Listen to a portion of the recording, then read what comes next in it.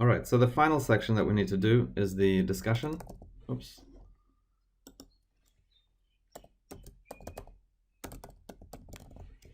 And I'll make that a heading 3 as well.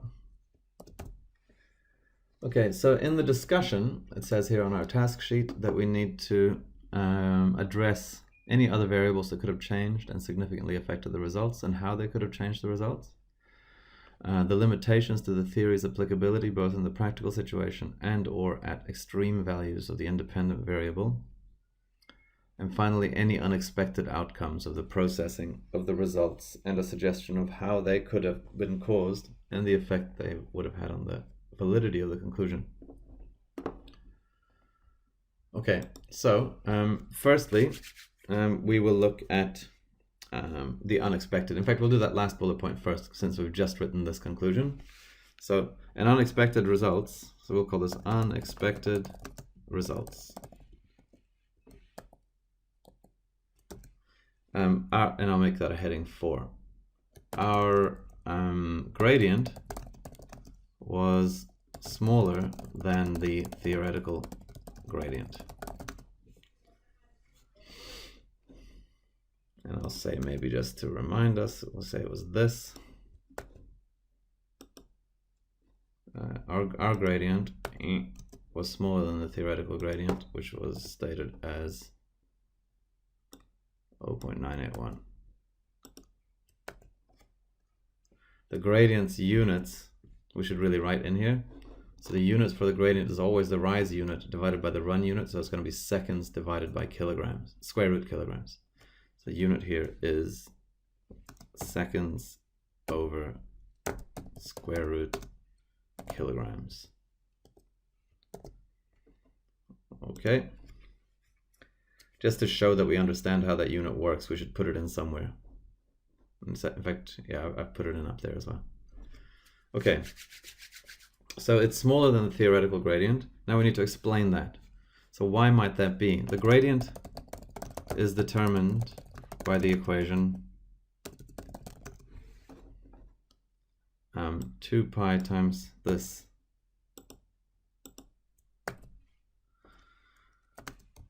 The value for the flexural rigidity, I think it was called, EI, was given in the sheet, but would be different for different rulers. Because we were not using the same ruler, our one could have been different.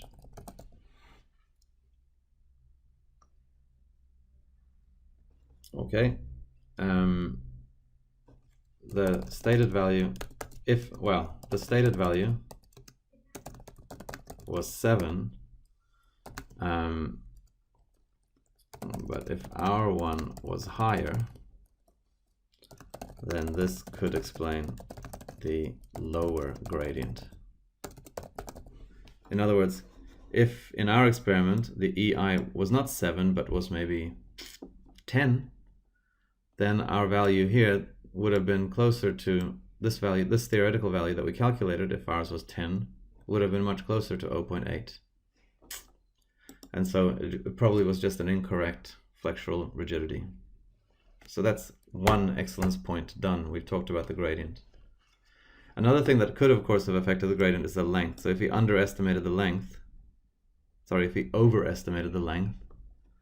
then our gradient could also have ended up being smaller. But that's unlikely because we measured it quite accurately using the ruler. Okay, so the second unexpected result was the y-intercept. Our y-intercept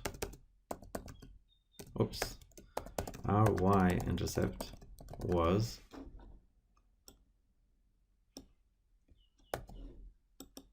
bigger than expected.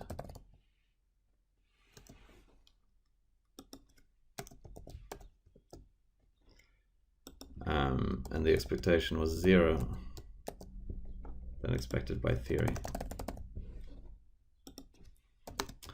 This suggests that there was a systematic error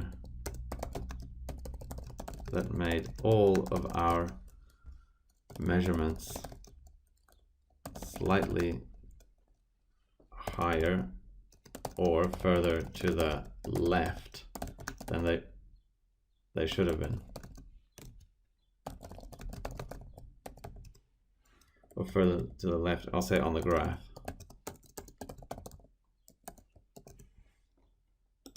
So if we look here, if our line is shifted to the left, then that means that the red line would have a positive y-intercept. The theoretical one, it should go through 0. But if this whole line was shifted to the left, then we would have a 0, then we would have a higher than 0 y-intercept. Or, so that would mean that all of our square root mass values are a little bit lower than they should have been. Or all of our period measurements are a little bit higher than they should have been. Okay, so one of those two things must have happened. Oops, where am I? I'll go back down to here.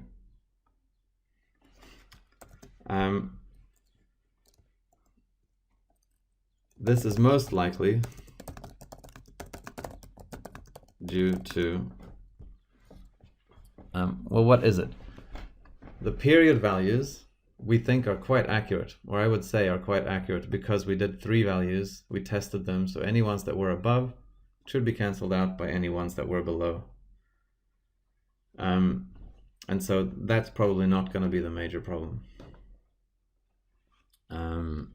So it's probably going to be to do with the mass. And so if our mass values had all been a little bit higher than we wrote down, then our graph might have gone through 0. So if all of them were shifted a little bit further to the right, then our graph would go through 0, right? So if instead of, so if we look at our data here, if instead of having 0.05 kilograms here, we had 0.055 maybe, that would shift this point up a little bit, and it would shift all the points up a little bit. So our values of mass in our table are underestimates. So it's probably due to the fact that the ruler itself has mass. So all of our mass values, and therefore our square root mass values, are too small.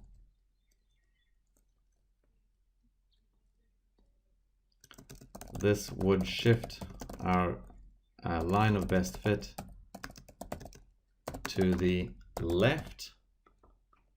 This means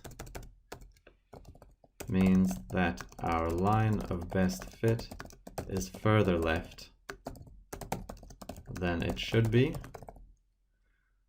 which would result in a positive y-intercept. Okay, so that could explain our y-intercept. Okay, so the other points that we needed to talk about, maybe having a quick look at the error bars. So in here we have a large error bar for the small value, which quite increased our difference in the gradient of the error line. So maybe we should comment on this error bar. So we can say the error bars for our smallest mass value, error bars in the period for our smallest mass value are very large. This is the main reason for the gradient having such a large uncertainty. This is probably due, well, in fact, it's definitely due to the difficulty in accurately measuring the period of the period when the mass is small. The oscillations are very quick. Now, this one might not be an excellence point, but I'm going to include it anyway just to hedge my bets a little bit, because we need 2 that are at excellence. And we've got a few other things that we can talk about here.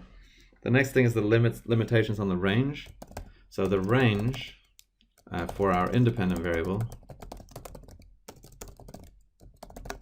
was limited by the fact that for very small masses,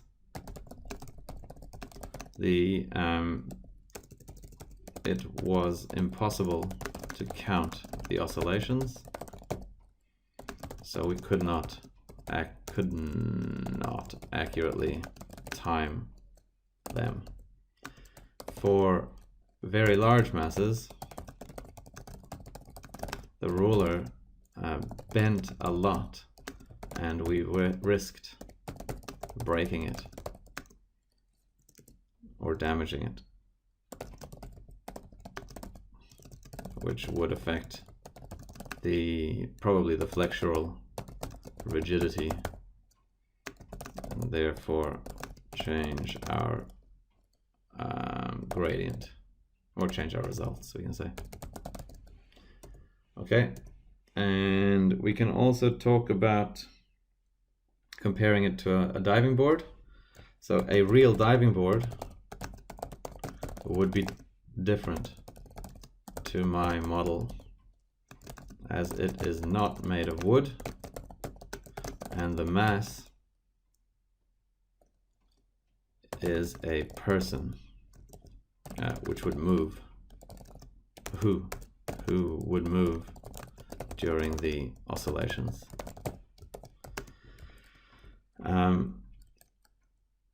The flexural, in fact, I'll do each of these one at a time. As it is not made of wood, it is made of some sort of plastic, which would have a very different flexural rigidity, leading to a different gradient. The length would also be different, as it is much longer. This would increase the gradient massively as length is cubed. Oh no, I'll just say it'll increase the gradient. The mass for a real diving board is a person who would move during the oscillations. As they bounce, they might lose contact with the board, meaning that the total mass would not remain constant during oscillations. This would change the period significantly.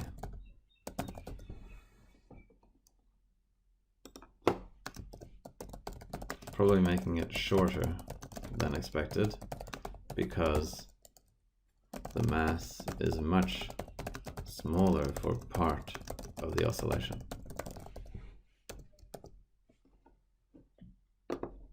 Okay, so that's probably enough.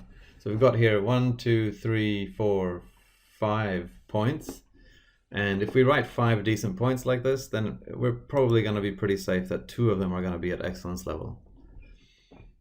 So we just need to do our best with this bit. If we screw it all up, but we've done everything earlier well, we should still get excellence. But we just need to make sure that we've given it a go.